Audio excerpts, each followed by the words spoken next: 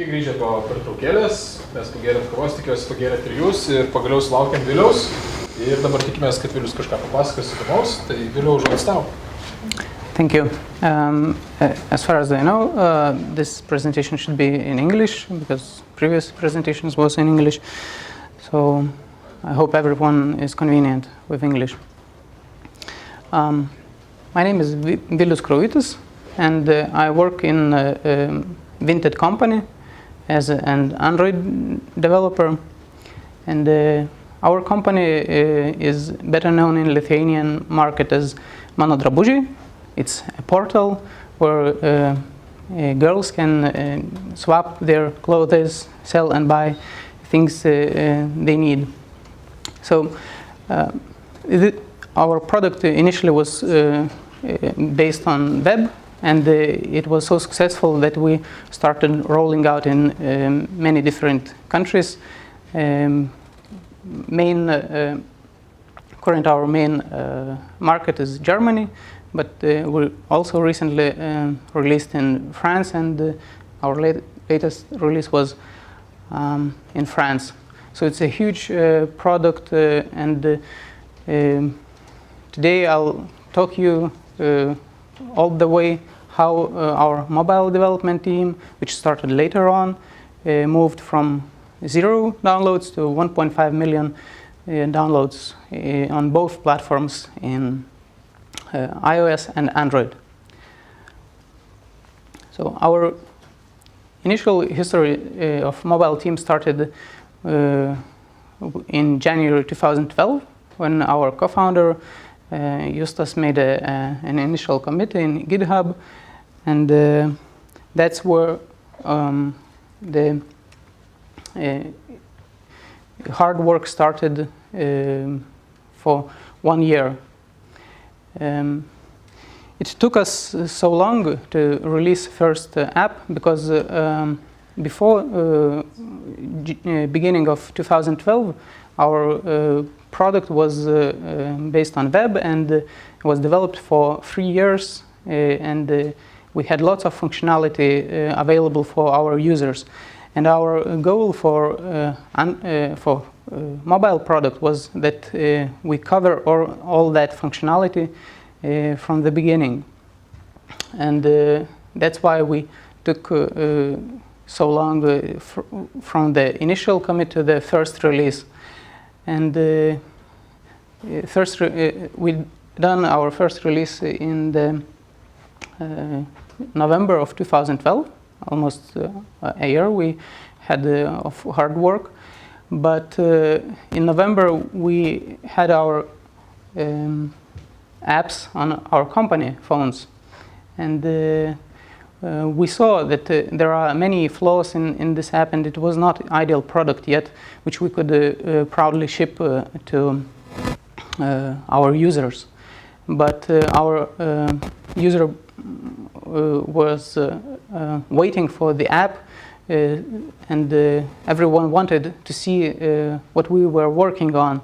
So with many fears in mind about not ideal app, we decided that we need to take all that risk and give the app to our users to try it out, because working on a product which you do not give to your users is very difficult, because you don't know what features user will need and what crashes you would experience. So we took that risk, and in end of November 2012 we released the product, and everyone was so excited about the app, because girls were waiting for the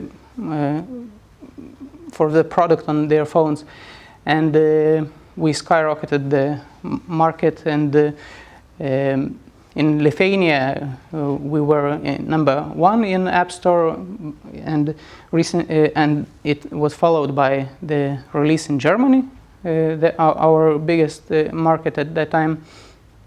And in Germany, we achieved the number 9 position in iOS App Store.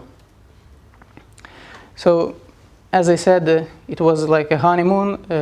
Everyone was so happy at the beginning because, well, girls was waiting and everyone wanted to have the app on the phone.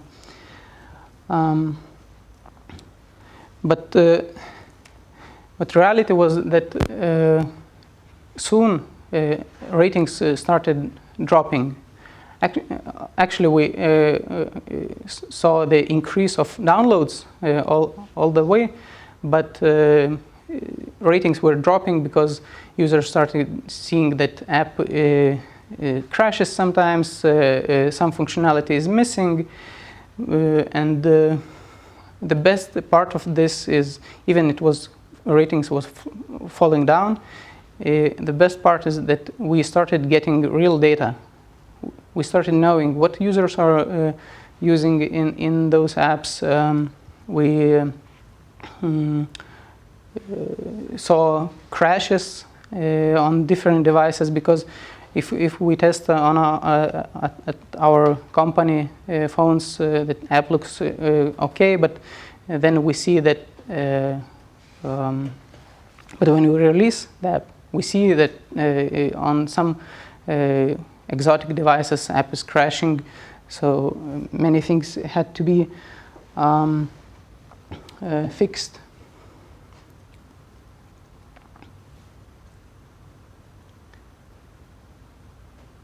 So as you see in this graph, we had many app updates during that time, which helped us stabilize the app, so it wouldn't crash much. But during that period, we did not. We got all the data we need, but also we saw that we can't maintain the app in a fast pace. So in a few months, we decided that we need to rewrite all the app, so it would be easier to maintain and release new features. Keeping user feedbacks in mind, we started rewriting app, and in 2 months we had another release which was written from scratch, and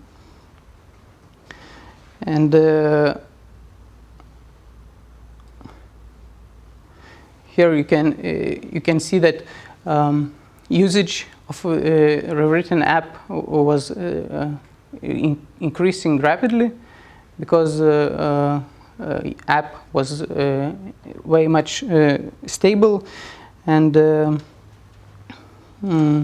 users were even more happy.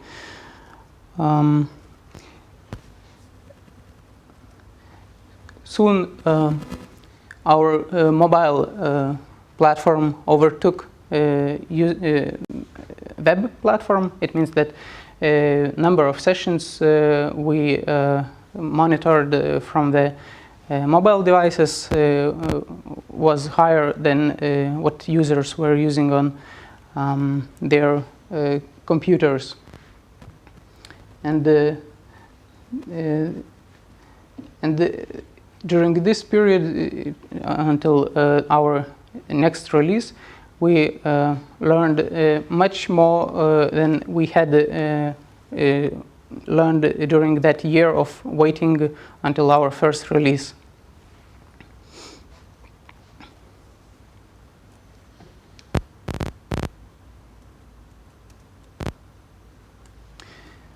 So here you see that in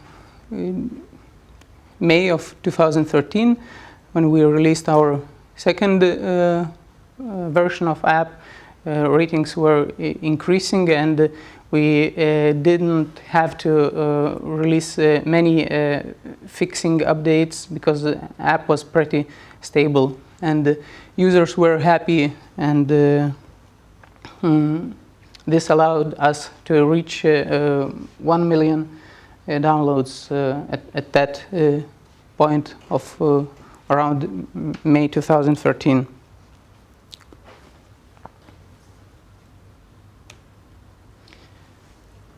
So fast forward up till now, when we have already 1.5 million downloads of our both platforms on iOS and Android. We have experience and lessons learned, so we can summarize what helped us to achieve all those app successful downloads. So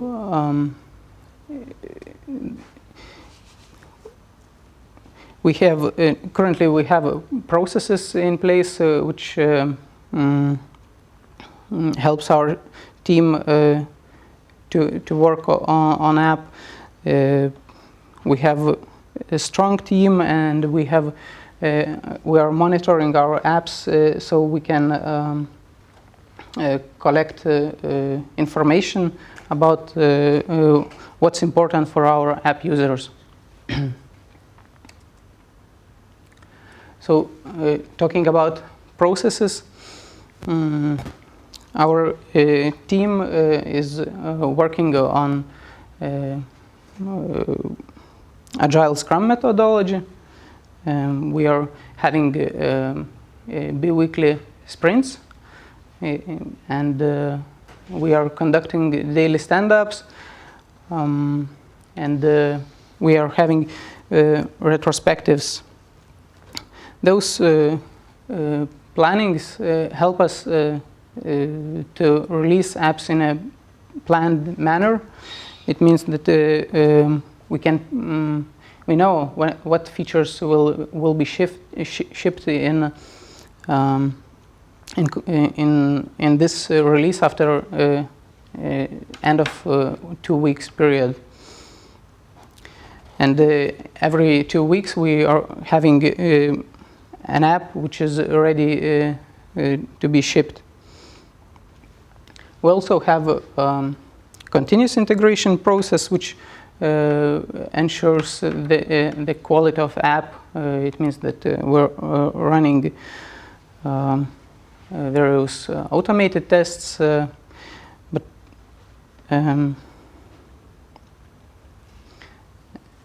yeah, and as I said,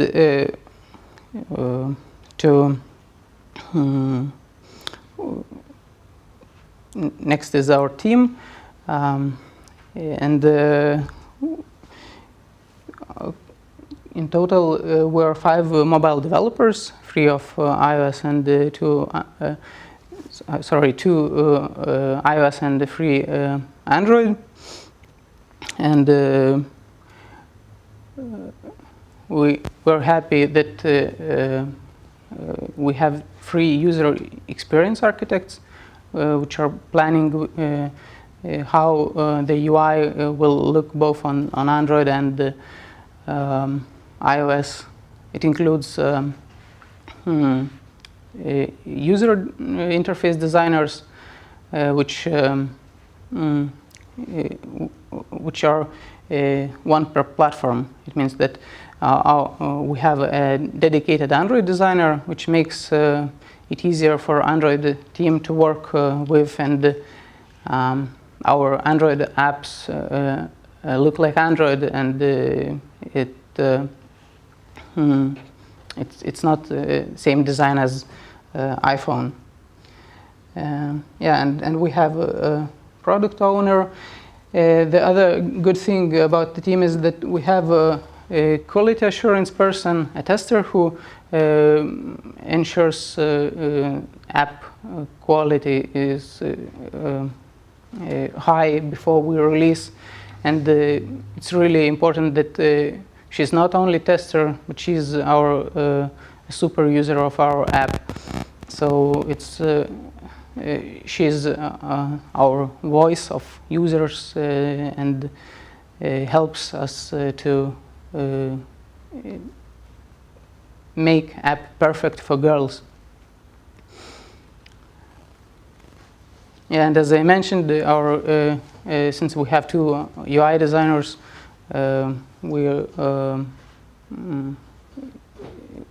our designs are specific to each platform.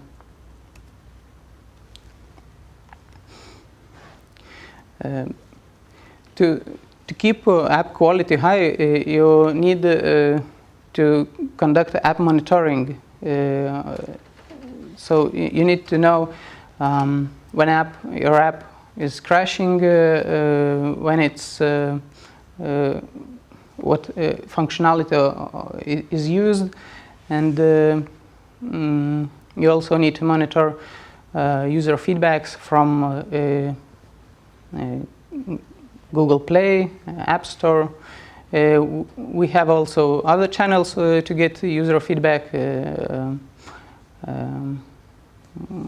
but I'll talk about it later. So first, you need to collect crashes. You really need to know when it hurts for your users. You need to know when app is crashing. So for that we use Crashlytics. But before we were using BugSense, is another great tool we used for quite a long time. But recently we switched to Crashlytics because it's a new startup and gives a pretty better user experience to collect information about crashes. When you collect usage, you can use Google Analytics, but in our company we have also our own analytic platform, Vinted Analytics, where we can collect information what features, what screens users are visiting.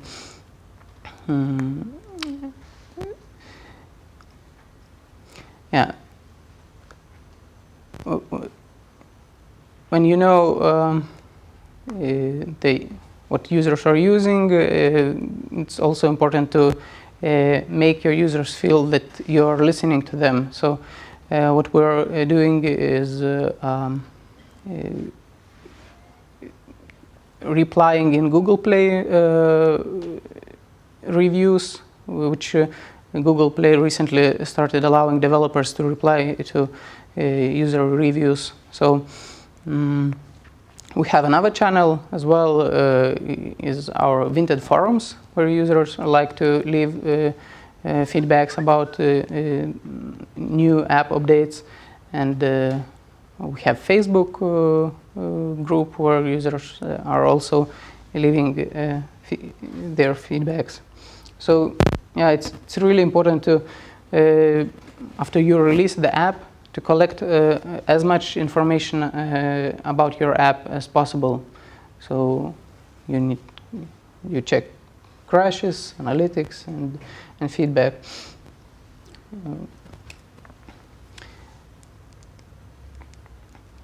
There are other tools which we use and are handy for app development. It's actually Android specific. We use Maven to automate manual tasks before releases. It helps us to manage third-party library dependencies in our project. And since we're running integration tests and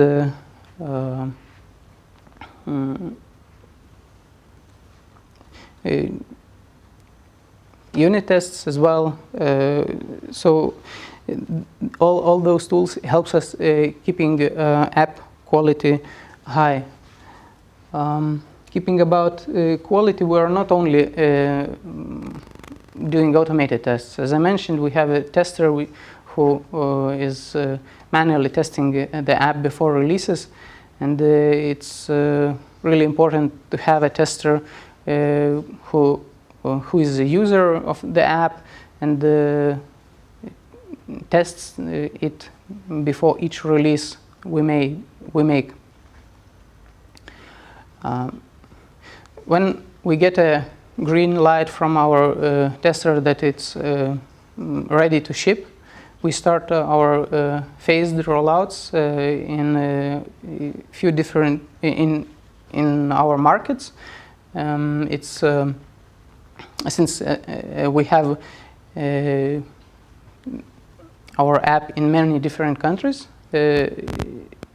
we start usually with one country, and we monitor it for a while and see how it works there, and if everything goes smoothly, we release the app in other countries as well.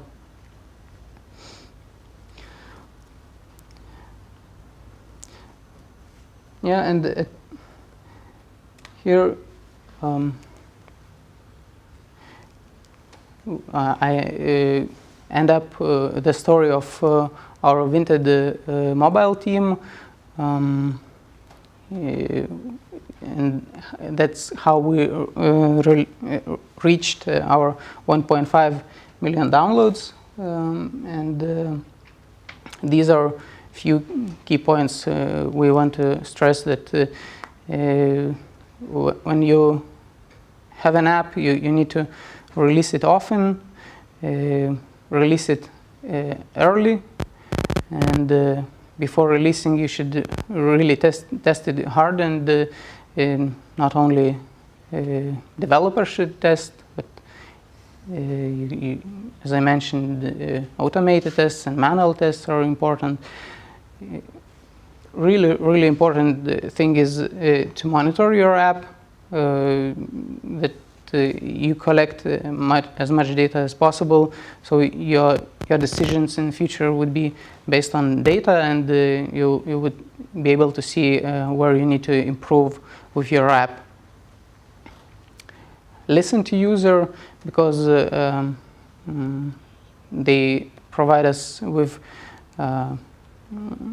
many feature requests, and by monitoring crashes, you can fix major problems very fast. And also, don't make Android app look like iOS, which sometimes happen. And here I end up, and looking forward to questions. Yeah, you said you're running automated tests. How much time do your developers allocate for writing automated tests? It depends on developer, but I would say maybe 10% only yet. So, but we are looking forward to increase this amount, because we see that when you need to move forward with your app, when functionality is growing, it's difficult to test everything manually, and those automated tests really help us. We didn't start it at the beginning with those automated tests, but we're improving in this area. So yeah, to answer your question, around 10%. And what percentage is covered by unit testing? We don't have this metric, unfortunately, but yeah, since we started it just recently, it's not a high amount, so can't really answer this.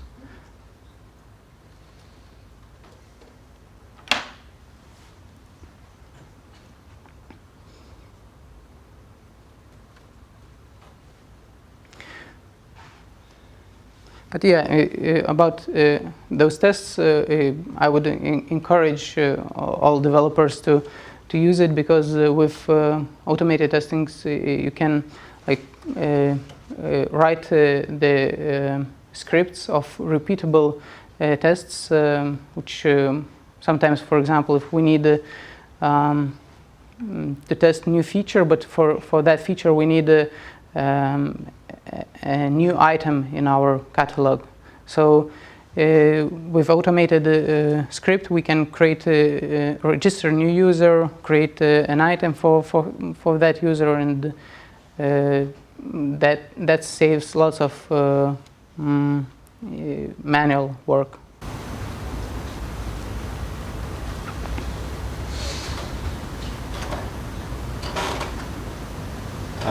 My friend is asking, what are the most important business metrics? What are you using to measure the success of your product?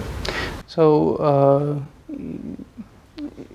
sessions, number of sessions. To answer this question, Yeah.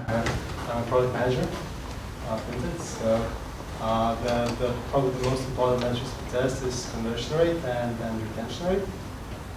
These are core ones.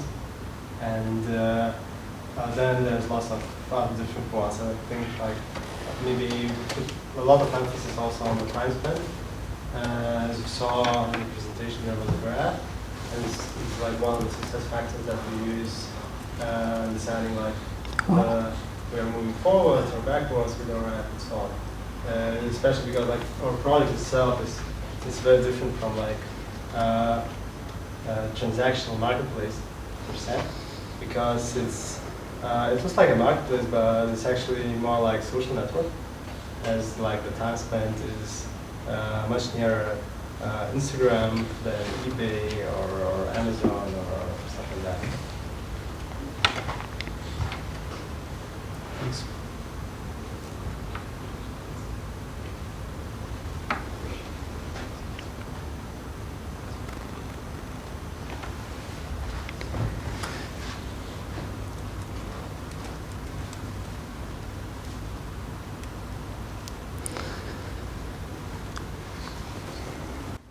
Any more questions?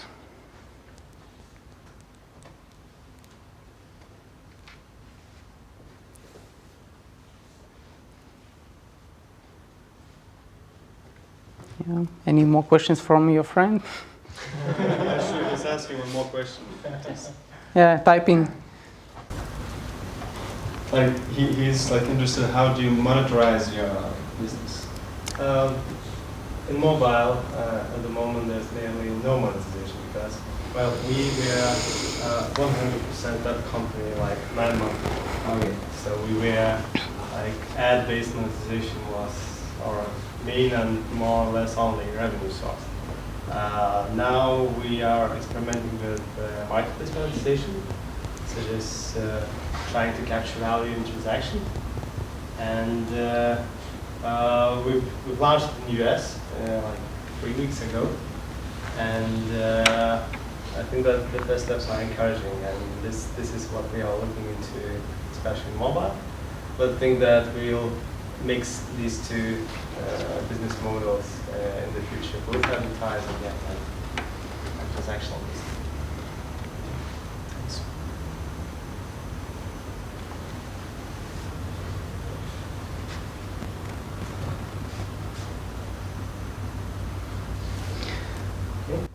Yeah, so thank you.